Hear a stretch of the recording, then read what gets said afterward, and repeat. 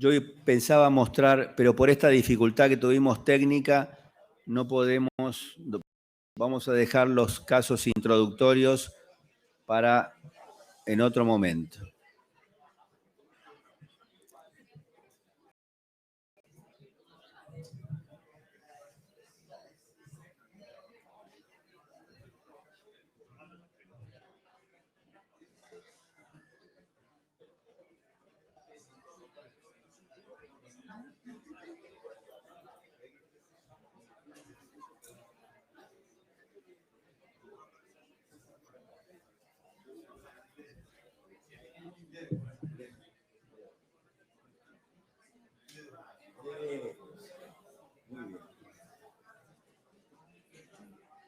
¿Vos vas a hablar de esófago?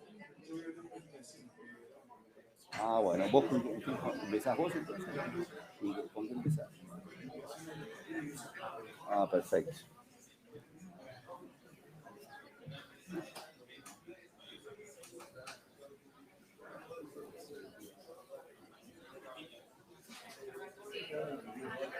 ¿Eh?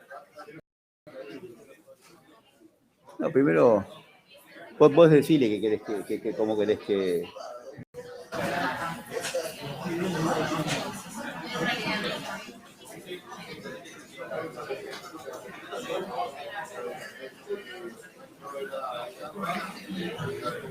¿Podemos, Natalia? Bueno, vamos a seguir entonces, para no atrasarnos, con las primeras charlas de gastroenterología. Chicos, para... A ver, contame.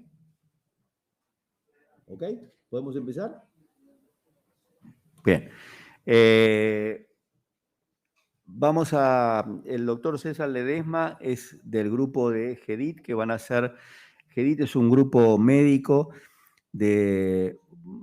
Yo creo que son como 90 gastroenterólogos que trabajan de hace muchos años haciendo un servicio de enorme calidad. La endoscopía, el grupo de médicos de GEDIT tiene una extensísima experiencia en endoscopías y en servicios gastroenterológicos en medicina. Publican mucho, tienen un enorme prestigio en la ciudad y en Argentina y en Sudamérica también. Y bueno, ellos van a ser los encargados de ilustrarnos sobre la patología gastrointestinal. Primero, el doctor César Ledesma nos va a hablar de indicaciones de la videoendoscopía y también los usos terapéuticos de la misma. Después hablamos de esófago y después de úlcera gástrica, ¿no es cierto? Creo, sí. Muy bien, así que hoy le dedicamos toda la temática a la vía aérea, la vía digestiva alta. Ledesma, dale. Para avanzar, ¿ratón? Listo. Bueno, como dijo, mi nombre es César Ledesma, soy gastroenterólogo y endoscopista digestivo de GEDIT. Y la primera parte de la clase es indicaciones de endoscopía, es un tema bastante teórico. Y acá hay algo importante que entender, que generalmente las principales asociaciones, el ASGE, el ESGE y demás, elaboraron determinadas guías de calidad en endoscopía. Entre los diferentes indicadores de calidad está que la indicación de la endoscopía sea correcta. Entonces, eso nos permite después llevar a tener un procedimiento que sea seguro y bien tolerado por el paciente. A ver si corre el video. Creo que sí. La mayoría habrá visto alguna endoscopía, pero bueno, para saber de qué se trata la clase, esto es una endoscopía digestiva alta normal. Entonces, lo primero que vamos a ver una vez que avanza el crico es el esófago superior, medio e inferior. El primer reparo anatómico importante que vamos a llegar en breve es la unión gastroesofágica, el pliegue, el cambio mucoso, y ya no introducimos en el estómago. Es una endoscopía normal. Bueno, nos vamos hacia el antro generalmente, y una vez que llegamos al antro, lo que hacemos es con una maniobra de retroflexión, miramos el techo. Eso es la incisura. En retroflexión evaluamos el techo. En esta maniobra la que típicamente se nota la hernia de hiato, que más adelante lo vamos a volver a nombrar. En retroflexión se baja y se dirige al antro y ahí lo evaluamos la incisura. Pasamos al bulbo y por último la segunda porción duodenal, que es el nivel hasta donde llega la videoendoscopía alta. Bueno, duodeno. Como dije, esta es una endoscopía alta, que esto es algo atípico, que está limpio, recontralimpio. Generalmente no es el panorama que vemos habitualmente cuando hacemos una endoscopía. Entonces, tenemos que documentar las imágenes del video que generalmente ponemos en el informe. Es una de techo, que es la de arriba a la izquierda, una de cuerpo, una de segunda porción duodenal, donde ahí se observa la papila, antro, y acá falta la del cambio mucoso. Yendo propiamente a indicaciones. La idea, antes de hacer un listado de indicaciones, es ir jugando un poquito con cuáles son las probables indicaciones y cuál es el rédito endoscópico que podemos llegar a tener en las diferentes presentaciones. La primera, y creo que la más frecuente, son los síntomas abdominales superiores que no responden a tratamiento apropiado. Es decir, el paciente que va a consultorio, al cual le instauramos un tratamiento, le mejoramos la dieta, le corregimos los hábitos y demás, vuelve a consultorio con el mismo síntoma, ese paciente tiene indicación de una endoscopía digestiva alta. O ese mismo paciente mayor a 45 años, indicación de endoscopía digestiva alta, o con algún síntoma que sugieran enfermedad grave. Que, por ejemplo, el mismo paciente con síntomas superiores altos, con anemia, va a la endoscopía. Con pérdida de peso, a la endoscopía. Ni hablar, la disfagia o la dinofagia. En estos pacientes, ¿qué podemos llegar a encontrar? La imagen de arriba es la imagen típica de una úlcera gástrica, una úlcera de un tamaño importante, por lo menos 30 milímetros, que tiene un fondo de fibrina, un rodete inflamatorio importante, y la imagen de abajo, si se acuerdan, la imagen de la primera endoscopía normal, que teníamos la mucosa gástrica rosadita, pulida. En cambio acá vemos una mucosa gástrica granular, en empedrado, que es la clásica gastropatía no erosiva por Helicobacter pylori, causa frecuente. Entonces a este paciente con epigastralgia que no responde al tratamiento, lo tenemos que estudiar y en base podemos llegar a una úlcera que hay causas para corregir o una infección por Helicobacter pylori que también lo tendremos que tratar respectivamente. La siguiente indicación viene en la clase más adelante, es paciente con reflujo, pirosis y regurgitación, que le damos la prueba terapéutica con inhibidores, le mejoramos la dieta y el paciente mejora, pero a los 6 meses vuelve a caer con los síntomas o no mejora. Ese paciente tiene indicación de videoendoscopía alta. Entonces, en ese paciente, ¿qué podemos llegar a encontrar? Si se acuerdan, la primera maniobra en la cual miramos el techo, podemos ver la imagen típica de la úlcera gastrodenal. O si miramos desde el esófago, acá lo que tenemos es una esofagitis erosiva. En este caso, las erosiones abarcan más del 25% de la mucosa esofágica inferior, o sea, es una esofagitis D de Los Ángeles. Otra indicación, pacientes con vómito de causa desconocida. Hay que estudiarlo claramente. ¿Cuál es el peor diagnóstico que nos podemos encontrar? La imagen de abajo, un cáncer de la unión esófago-gástrica. Otra indicación son aquellas enfermedades en las cuales la presencia de una patología digestiva alta podría modificar el tratamiento. Paciente cardiópata, con anemia, con un reemplazo valvular, que lo quieren anticoagular. Pero primero hay que hacerle una endoscopía digestiva alta a este paciente para ver que no tenga, por ejemplo, el caso de la endoscopía de abajo, que esas son ectasias vasculares. Y en este caso, después habrá que darle algún tratamiento dirigido a argón plasma antes de seguir con su terapia. Bueno, la siguiente. Tema amplio, sangrado gastrointestinal. Paciente con melena o hematemesis tiene indicación de endoscopía. O aquellos síntomas crónicos, por ejemplo, anemia, en la cual lo vamos a estudiar y podemos llegar a encontrar un watermelon como fue el anterior. Acá en el sangrado agudo lo que vemos es a nivel de la unión esófago-gástrico un desgarro mucoso, que es la causa de de la hematemesis, en este caso, que es un Maroli Weiss. Y acá espero que corra el video. Sí.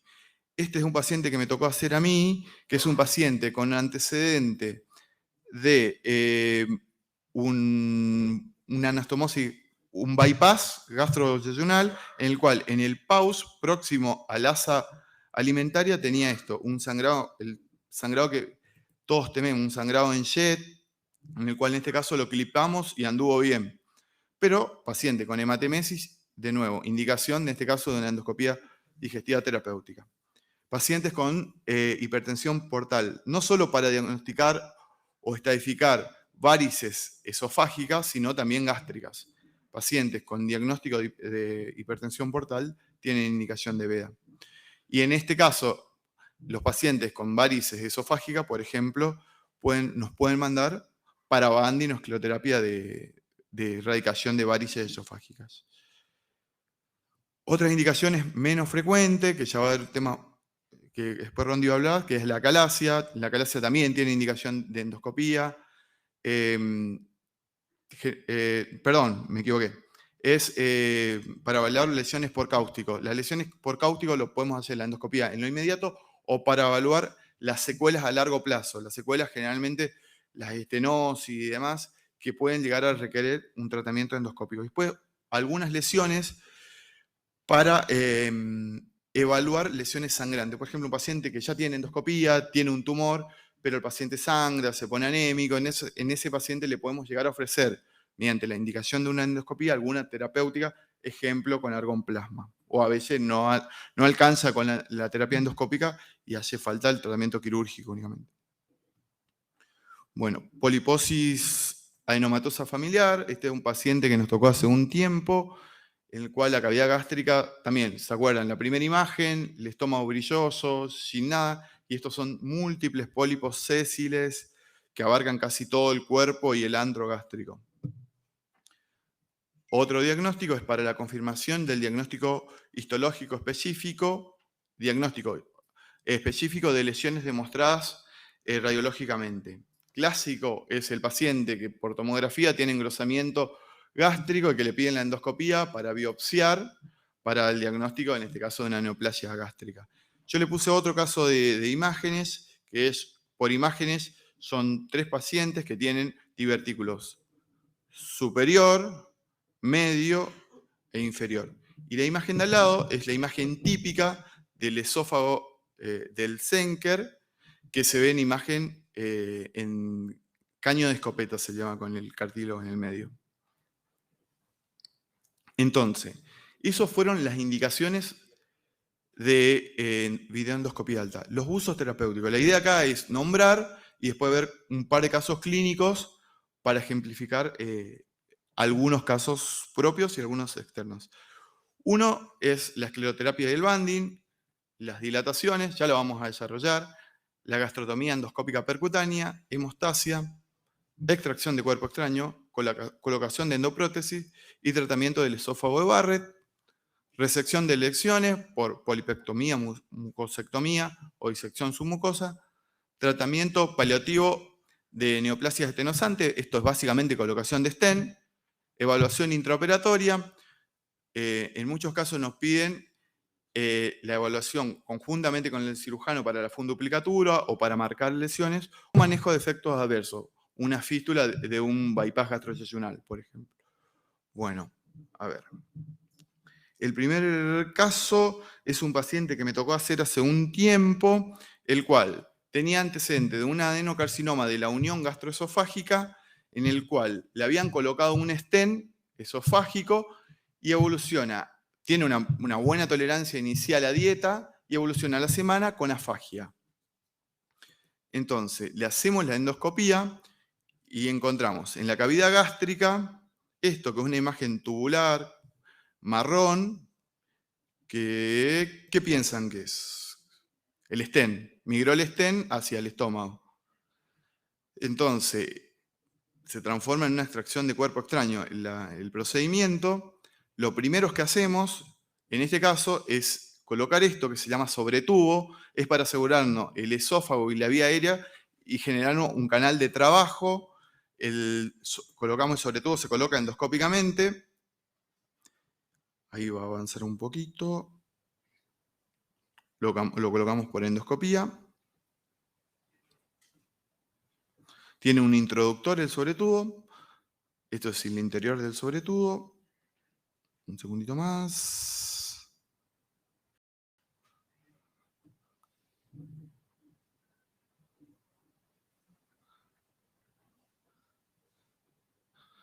Sacamos el introductor.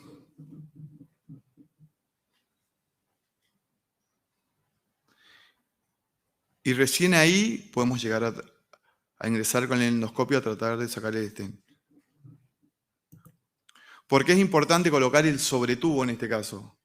Primero para asegurarse la vía aérea y otra cosa que si nos traemos el stent sin el sobretubo tenemos el riesgo de una perforación esofágica. La idea es agarrar el stent, meterlo dentro del sobretubo y venirnos todo en bloque.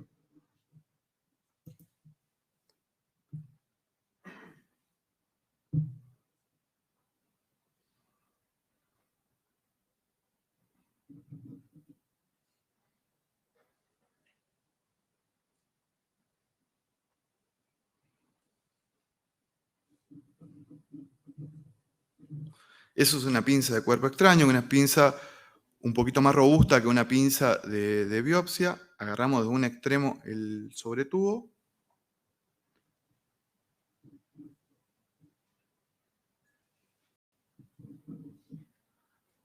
Metemos el stent dentro del sobretubo y como les dije, nos venimos en bloque.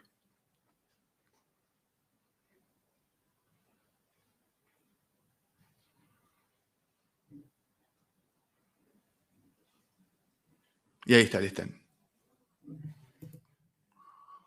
Bueno, también podemos hacer hemostasia, como dijimos, acá tenemos una úlcera 1A a la cual lo clipamos, le pusimos 2 clips. Y este caso me pareció interesante, es un Maroli Weiss. Yo particularmente no había visto un desgarro mucoso tan grande, un paciente que tiene un desgarro mucoso después de vómito con hematemesis importante, por lo menos 3 centímetros por encima del cambio mucoso. No está sangrando claramente, pero tiene estigmas de haber sangrado.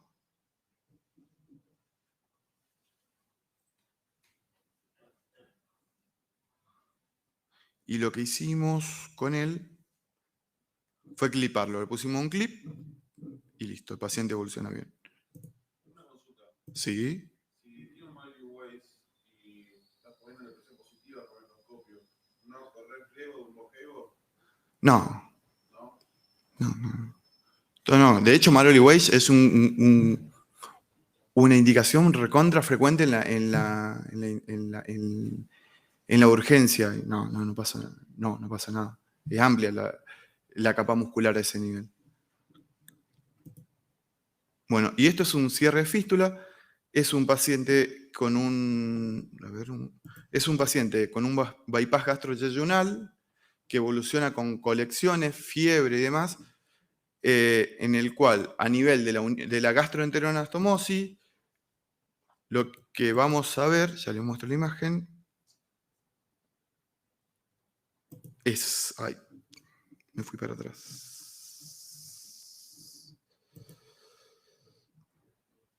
Perdón,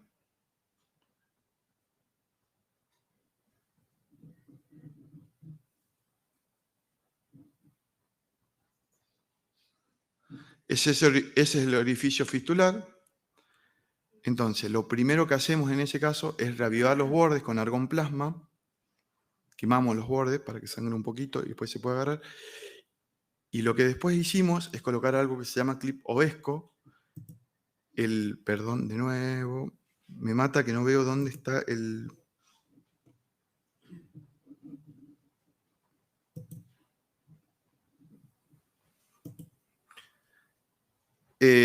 Lo que hicimos fue poner un clip ovesco, que es como una trampa de oso. Imagínense cuando en las películas ponen a alguien el pie en la trampa de oso. Lo que va a hacer el ovesco es cerrar por abajo no tenemos que traer primero los bordes y cerrar por abajo con el clip para, para cerrar la fístula. Ahí están los bordes. Lo primero es con una pinza, nos traemos los bordes de la fístula, los metemos dentro del cap, que lo que ven ahí es un cap, y ya se ven los ganchitos del ovesco.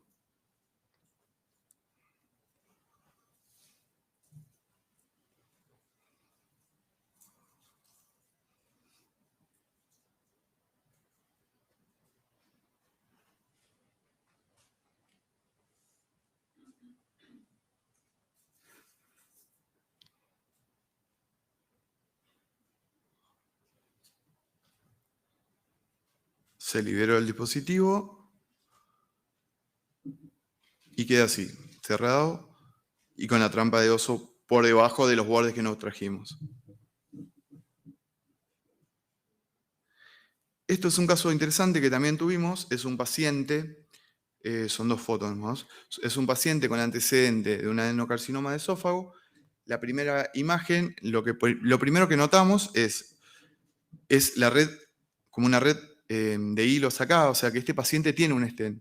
Y a pesar de tener un stent, el tumor creció por adentro del stent y le volvió a generar disfagia al paciente. Entonces lo que hicimos es colocar un stent sobre otro stent. Y ahí resolvimos el problema. El stent original es este, y acá está el segundo stent. El stent generalmente se libera y termina de formar cuerpo a las 24 horas. Generalmente estos pacientes al otro día recién pueden llegar a ingerir. Generalmente lo dejamos con líquido las primeras 24 horas. Esto es una secuencia de acalasia, no es un paciente, pero paciente que odiamos hacer una endoscopía es el paciente con acalasia, porque generalmente entramos. La imagen típica de la endoscopía con acalasia es un esófago dilatado y esta que parece como una sopa o algo así, una sustancia semisólida, en la cual generalmente no vemos nada, lo tenemos que lavar, esperar, volver a citar un segundo tiempo. Eso es una posibilidad. Esta es la segunda posibilidad, que tenga material sólido y lo tengamos que extraer, o material líquido. La imagen, seguramente ustedes la vieron un montón de veces, es esta, la imagen en una seriada gastrodenal. Entonces, lo que generalmente hacemos, una de las posibilidades endoscópicas que tenemos para tratar la acalasia, y de paso repasamos un poquito de dilatación, es dilatarlo. Generalmente lo que utilizamos es un balón, en este caso es hidráulico, es únicamente con aire, a diferencia de los otros balones que, por ejemplo, para dilatar un tumor, una estenosis en un bypass, que es hidroneumático, perdón, este es neumático, el otro es hidroneumático, y tiene un mayor tamaño. Van desde 35 a 45, creo que es, a 45, y se dilatan 35, se deja un minuto, se pasa a 40 y a 45. Entonces, el objetivo sería este. Esto es la imagen endoscópica. Acá vemos el desgarro que produce a medida que va dilatando el balón. Lo que generalmente hacemos es algo que nos acercamos con el endoscopio y vemos como si fuese una lupa la imagen, cómo se produce el desgarro, y lo que tratamos de que suceda es pasar de esta muesca a esto. Como dijimos, las indicaciones, algo importante son las contraindicaciones. A nosotros nos pasaba mucho en la urgencia y demás, es el paciente que te piden una endoscopía, generalmente clásico en la hemorragia digestiva, con el paciente descompensado. Y es es la contraindicación más importante. Si el paciente está descompensado, no se puede hacer la endoscopía. La presencia de inotrópico o de lo que sea habla de la compensación. Por ahí lo pone Nora o lo que sea y el paciente está compensado, se hace la endoscopía. Pero con un paciente descompensado generalmente no salen de quirófano. La otra es la perforación, y para el paciente que está bien, que es lo opuesto a la primera contraindicación, es el paciente que se niega a firmar el consentimiento informado.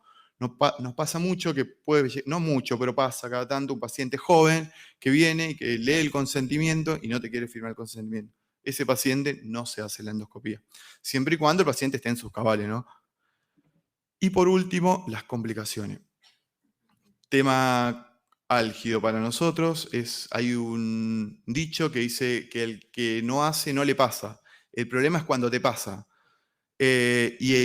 Para todo esto es importante la primera parte, o sea, que el paciente tenga las indicaciones sean correctas, ver para qué sirve, ver cuándo hacer el procedimiento, pero solo como nombrarla, la perforación, la hemorragia, las alteraciones cardiopulmonares, las reacciones medicamentosas, las infecciones y las complicaciones menores, que puede ir desde dolor, pérdida de alguna pieza dentaria, la luxación de mandíbula, por ahí quedan con un poquito de laringitis después del procedimiento o disfonía. Listo.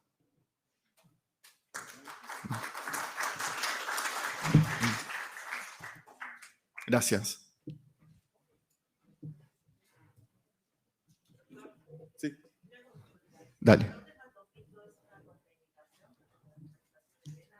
¿Cómo?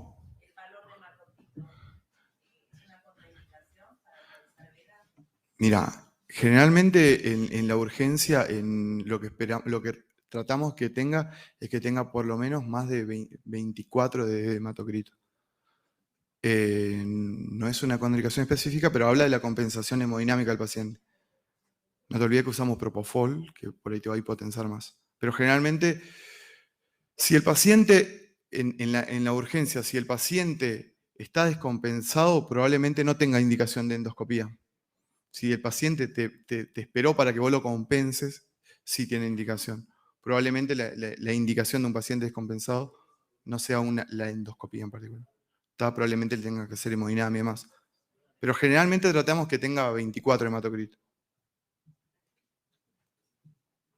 Sí.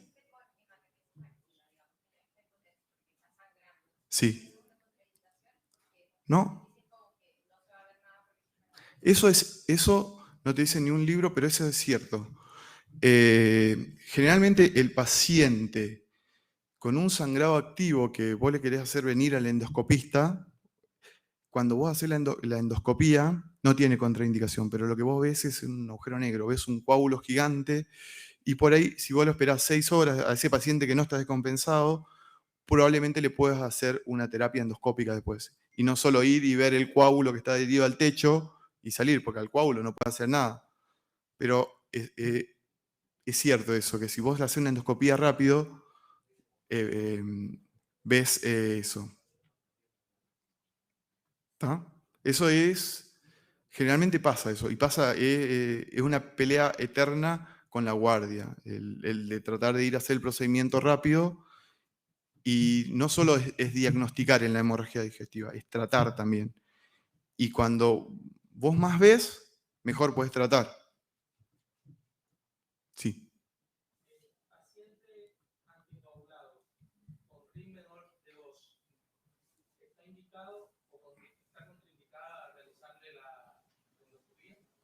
Pero ahí no está anticoagulado. Sí, ahí lo puede hacer la endoscopia.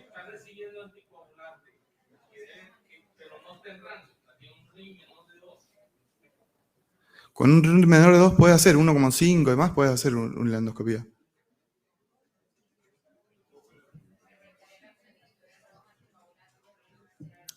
Sí, por eso. Siempre vos tenés que compensar el medio interno de tu paciente. El tema es por qué vas a hacer una endoscopía corriendo en un paciente anticoagulado con 7 de RIN. No tiene sentido ese paciente, en el cual vos tenés el fuera de RIN. Son muy poquitas las causas en las que vos tenés que correr para una endoscopía, sobre todo en la guardia y demás. Siempre la hematemesis y el sangrado varicial son los dos diagnósticos que generalmente no tienen, que no nos esperan. ¿Listo?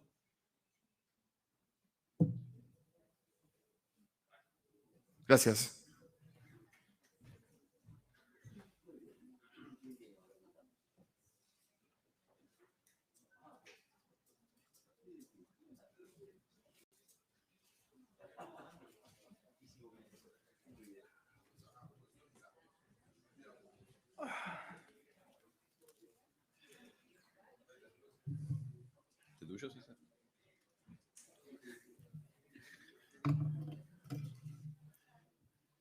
Bueno, buenas tardes a todos.